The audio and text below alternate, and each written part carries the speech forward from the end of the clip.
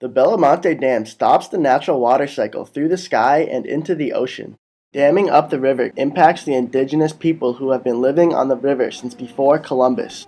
When they build the dam, they pave the roads to bring in the machinery. And these paved roads open up the forest for settlers, ranchers, miners, and loggers. So when they build roads, the forest is cut down.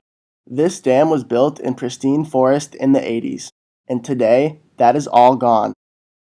They are building dams all over Brazil, and Belo Monte is the leader. Dams bring roads, and roads cut down the forest.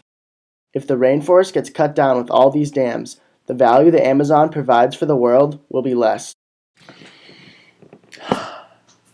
Oxygen is something we take for granted, but not having oxygen would really make us appreciate where it comes from. Oxygen levels have been decreasing in the atmosphere since the 1800s, and we need a minimum level of oxygen to survive. This is what it looks like to not have oxygen. Water vapor coming off the rainforest produces the rainy season in Brazil. These clouds also blow to the US, where they rain on our fields and give us food. That fertile soil in Iowa is so dark because it's fed by rain. That rain flows up to Iowa from the Gulf of Mexico. That tropical moisture in the Gulf isn't just always there. Trees in the Amazon evaporate water into the sky, and that makes those clouds. That Iowa soil makes corn and soy that they feed to cows.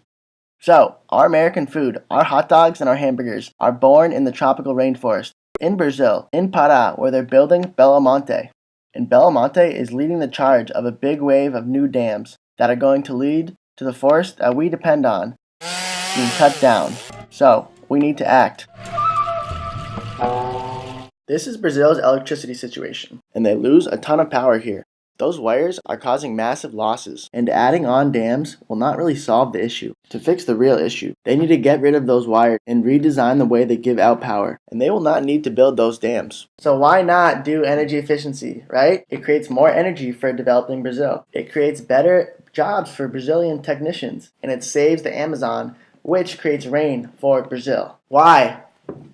Why? It's because the people who benefit from efficiency have way less money and political influence than the companies who benefit from the dams. What can we actually do about this far-off boondoggle? We can buy our coffee from other countries that are not destroying the systems that we depend on and stop our own funding of this project in Brazil.